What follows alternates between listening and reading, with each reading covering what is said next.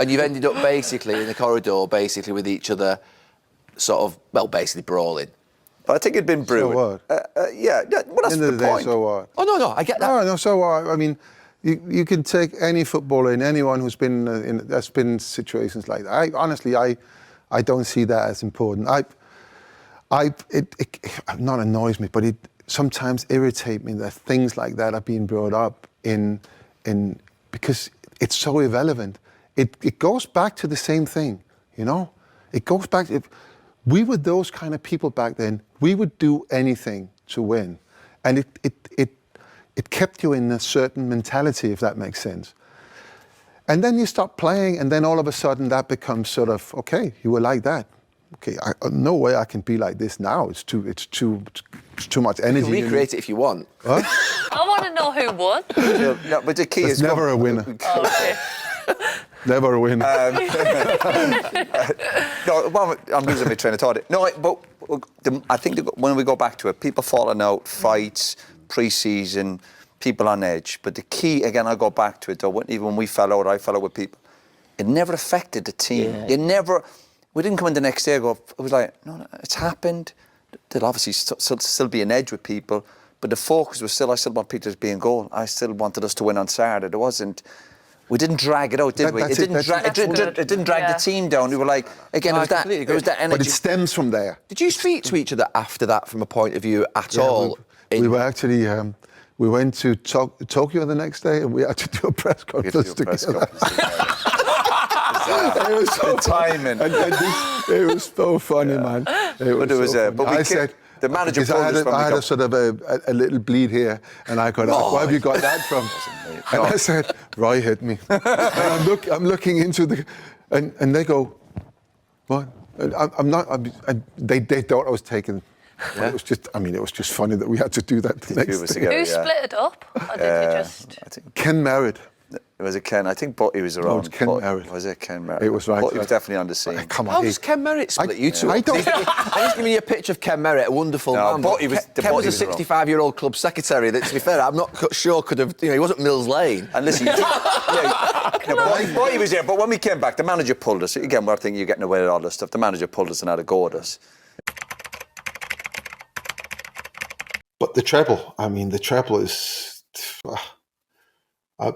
it's difficult to explain how that journey was. The journey was so weird and so crazy, and we were so bad all the way up till Christmas. We were so bad that year. We scrambled through the group phase of the Champions League. We're in the group with Barcelona, Bayern Munich, and Brøndby, and we drew all the games with Bayern Munich and Barcelona. I think Barcelona was 3-3 at home and 3-3 away, and Bayern was 2-2 away and 2-2 at home. And we beat Brøndby 6-2 and 5-0. And the goal difference took us through. So it was a goal difference that we weren't great, to be fair. Fine margin. And then we have a game against Middlesbrough right before Christmas, and we lost it at home. And that was the only time that the manager wasn't there. He was at a funeral somewhere. And we were so bad. And in the dressing room, we just agreed that we would not lose another game. We would not lose another game. And Dwight York started to say, oh, if we win, and he was counting out, win the next 38 games, we would have had an unbelievable season. And all of a sudden, you get to 3 games. If you win the next 3, one in the Premier League, one obviously the final, the FA Cup and the Gem. And it was just so weird, because that was kind of a saying in the dressing room and that's just on course, that's incredible. So you had this meeting as players when Sir Alex wasn't there, and it was almost him not being there that kind of forced you to take this thing on yourselves. And who are the main people who kind of made that happen in that moment? Because that feels like a real turning point in that season. You think about who we were at the time. We never lost a game at Old Trafford. I mean, it was very rare that we would lose a game. And we lost this game, and we're just really bad. We're just bad. It was, I don't know what it was. It was just one of those games. You come off the game and you cannot explain why we were the way we were. And I think we've all had games like that where you just go, whoa, what happened there? Why well, why did it go like that?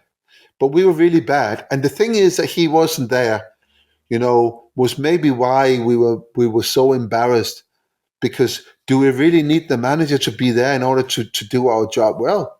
Well, so we just agreed, and it was everyone really, this is not good enough. We have to do a lot better.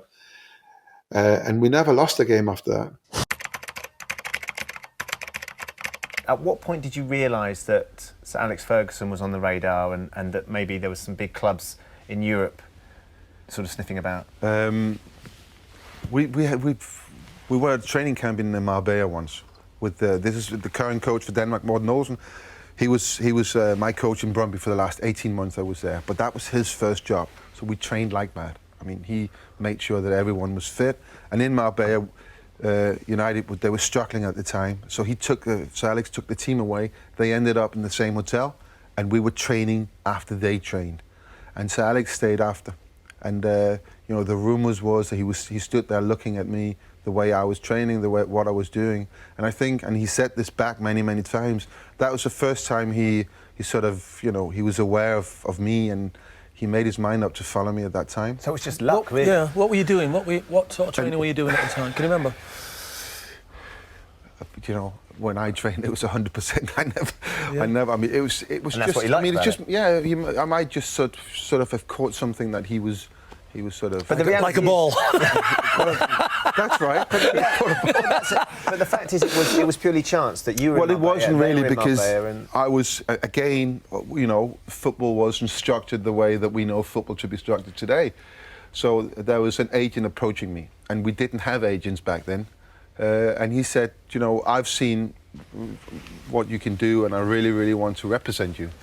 So, if you let me, I'll try to accommodate your wishes. And he said, where do you want to go? And I said, I want to go to Manchester United. And he said, fine, I can work with that. And within less than 12 months, This had happened? No, it didn't happen, but he'd already been in there, and the interest was there. And my first game was in 91. I came over here in 91. And I should have come in 90 because they put a bid in 90. But my club, Brøndby, was just a tiny bit too greedy. They asked 1.2 million for me. That was a lot of money back then. Yeah. So it didn't happen. I was devastated. And I had a phone call from this agent one day and said, listen, could you come to this house after training today? And I came, and Sir Alex was there. He wasn't Sir Alex back then, but he was still there. Yeah. This is in Denmark? This is in Denmark. So he said, I followed you and I made the bid, and I know I want you to come to Manchester United, play a good season. I'll come back for you next summer. So, what did you think? Did you know he was going to be there? I didn't know. No, so you walk into that and Alex Ferguson it was there? one of Just them. called tapping up, by the way. Different rules back then. You always tell me that. It was different back then. Yeah. What did you think? You walk in and he's sitting in the front room of someone's house? Incredible. Absolutely incredible. And what he did was he took the morning flight straight to this house, straight back in the car to the airport, and then back off to Manchester. Wow. That was the if there's a point in your career where you think, from this moment on, I'm just going to be so much better. That was a point for me. I was always ambitious. I always made sure not to cut any corners. I trained like mad. I did extra training with my goalkeeping coach. My goalkeeping, this is how it was back then.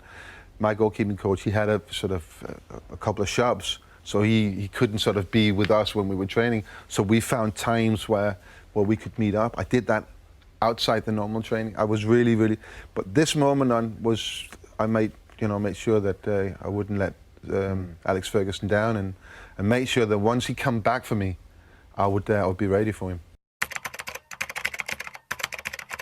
Eric Cantona, he comes to Manchester United, and I always thought he was a remarkable signing because I thought he was an outstanding player at Leeds, and there's lots of reasons why people suggest he left Leeds, but that's not for this discussion. But he comes to Manchester United, and I would say he's a riddle wrapped up in an enigma. But he's a game changer in some ways, isn't he, for United? Yeah. In what way? So, if you think about the team we had when he arrived, so the team was pretty much the same every game. So it would be Paul Parker right back, then then Brucey Palace, the Dennis Irvin. You would have Giggs or Sharp on the right, also on the left. Chelsea's on the right. Then you would have Paul Ince and Brian McClare in the middle. And you would have Mark Hughes with who up front, you know? Mark Robbins. It could be, you know, various different players. And the team was because of the wingers, because of Sharp and Giggs on the left and Chelsea's on the right. It was very much a sort of winging, a wide playing team. You know, you get to crossing position, get the ball in the box, and I think the manager felt that he needed, in order to break the dark, needed something else that was not so English in its setup. So he needed to have something playing down the middle. Needed to have more play going down the middle. And he's looking at Cantona. I'm sure he's been looking at him from when he arrived at Leeds and thinking, wow, I want this player. And of course, we all know it's a coincidence on the timing, because Leeds wanted Dennis Irvin back, and he said, no, you can't have Dennis Irvin, but can I have Cantona? It was yes straight away. And then the next day he was there. But yes, it was a one thing. So he was a final piece in the jigsaw, for absolutely sure. I remember when I signed, I got told by Martin Edwards that you are the final piece in the jigsaw, and I thought, and I kept thinking that all of that season, not thinking that it's me that has changed it, but the last bit of the development of this team was the goalkeeper, and of course we didn't win. The last 2 weeks we messed it up. And didn't win the championship, which I thought we should have done. And then Eric arrives, and all of a sudden we have a completely different way to play in, as well as what we've already shown as our great strength. So we were quick in turning the game around. The pace we had on the wings, you know, the understanding of the strikers being in the right position for the crosses. All of a sudden you have this guy who can play little 1-2s, and you can actually play him in any way, and he would keep the ball.